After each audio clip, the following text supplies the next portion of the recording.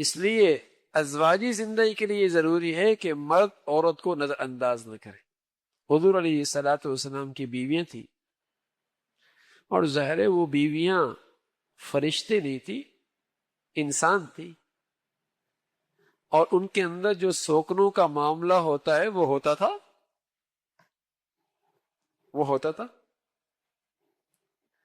اور حضور علیہ الصلوۃ والسلام کے ساتھ جو عورت بیوی کا معاملہ کبھی کبھی ہوتا، لیکن امی عائشہ صدیقہ رضی اللہ عنہا فرماتی کہ حضور علیہ الصلوۃ والسلام جب بھی تشریف لاتے تو آپ کے چہرے پہ مسکراہٹ ہوا کرتے تھے.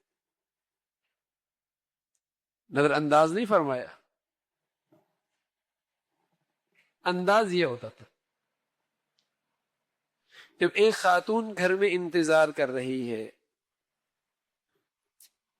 اپنے شوہر کی، اور شام کو شوہر آ کے اسے نظر انداز کر دے، تو ظاہر ہے اس کی امیدوں پر کتنی بڑی چوٹ لگے گی، اس کے دل پہ کتنی بڑی چوٹ لگے گی کہ صبح سے وہ انتظار کر رہی ہے اپنی شوہر کی، اور رات کو یا شام کو شوہر آیا اور اسے نظر انداز کر رہا ہے. ایک دن، 2 دن، تو آہستہ آہستہ اس کے نتائج کتنے برے نکلیں گے. معاملے باہر کے خراب ہے تو اس کا اثر گھر پہ نہیں ظاہر ہونا چاہیے. غصہ باہر کا ہے، اس کا اثر انداز گھر پہ نہیں ہونا چاہیے. پریشانی باہر کی ہے، اس کے نتائج گھر پہ نہیں ظاہر ہونے چاہیے، ورنہ یہ گھر بھی اجڑ جائے گا. باہر کے معاملے باہر تک، باہر کے مسائل باہر تک. اب گھر کے اندر تو وہ جو عورت بیٹھی ہے وہ اپنی شوہر کی انتظار میں بیٹھی ہے، وہ توجہ چاہتی ہے، اسے توجہ دی جائے. پھر یہ کہ عورت بھی عورت ہے. عموماً ایک جملہ کہا جاتا ہے یہ تو ٹیڑھی پسلی کی پیدا کرتا ہے. کہ علماء نے لکھا ہے کہ ٹیڑھی پسلی عورت کے لیے کوئی عیب نہیں ہے. آپ یہ بتائیں کہ ٹیڑھی پسلی ہونا کیا ٹیڑھی پسلی کے لیے عیب ہے؟ کیا خوبی ہے؟ اگر اس ٹیڑھی پسلی کو سیدھا کریں گے تو ٹوٹ جائے گی. اس کے اندر وہ ٹیڑھا پن ہی خوبی ہے، اسی ٹیڑھے پن کے اندر کام آ رہی ہے. تو در حقیقت حضور علیہ الصلوۃ والسلام ایک بات سمجھا رہے کہ اگر مرد یہ چاہے کہ جو میرا مزاج ہے 100% عورت اس مزاج پہ آ جائے، ایسا کبھی نہیں ہوگا. اس کی فطرت اور ہے، تمہاری فطرت اور ہے، اس کا مزاج اور ہے، تمہارا مزاج اور ہے. اب تم چاہو کہ 100/100 میرے مزاج کے مطابق ہو جائے، ایسا کرو گے تو پھر پسلی ٹوٹ جائے گی. یہ مطلب ہے، یہ نہیں کہ اس کے لیے کوئی عیب ہے، عیب نہیں، بلکہ اس کا اپنا مزاج ہے، آپ کا اپنا مزاج ہے. تو اس کی حوصلہ افزائی ہو. ظاہر ہے کچھ چیزیں ایسی بھی ہوتی ہیں جو طبیعت کے خلاف ہوتی، طبیعت کے خلاف ہوتی، لیکن بہت ساری ایسی بھی ہوتی جو طبیعت کے مطابق ہوتی، ان کی حوصلہ افزائی کرنی چاہیے. ساری دنیا کی تعریف کریں گے، نہیں تعریف کریں گے تو اپنی بیوی کی نہیں کریں گے، حالانکہ وہ بیچاری تعریف ہی کی بھوکی ہے.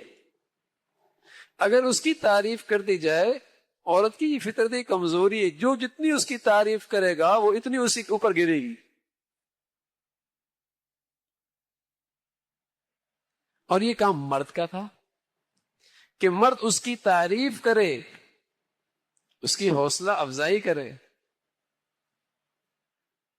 تو پھر دیکھیے وہ محبت بھی دے گی. ایک اور اس کا طریقہ یہ ہے کہ ظاہر ہے اس کے اندر کچھ کمیاں بھی ہیں، خوبیاں بھی ہیں، تو اپنی سوچ کو بجائے منفی بنانے کے مثبت بنا کے رکھے،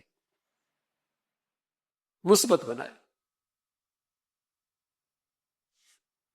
ایک بہت بڑے امام گزرے ہیں، اور اللہ کی شان کے وہ رنگ میں انتہائی سیاہ کہ رات بھی شرمانے لگے،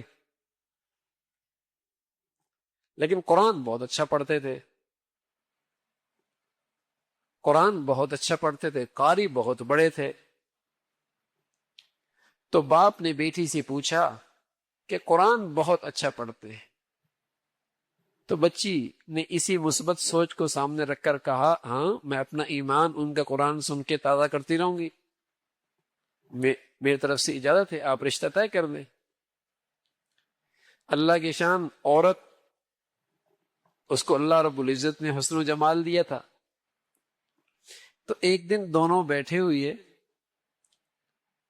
تو بیوی کہنے لگی آپ بھی جنتی ہیں میں بھی جنتی ہوں. تو مرد کہنے لگا میں تو جنتی ہوں سمجھ میں آ رہا، اس لیے کہ ایسی نیک سیرت اور خوبصورت بیوی مل گئی، لیکن تم کیسے جنتی ہو؟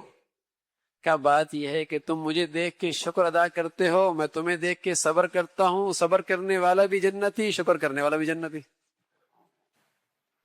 تو اگر مثبت سوچ بن جائے نا تو پھر گھر اجڑا نہیں کرتے، پھر گھر بن جائے.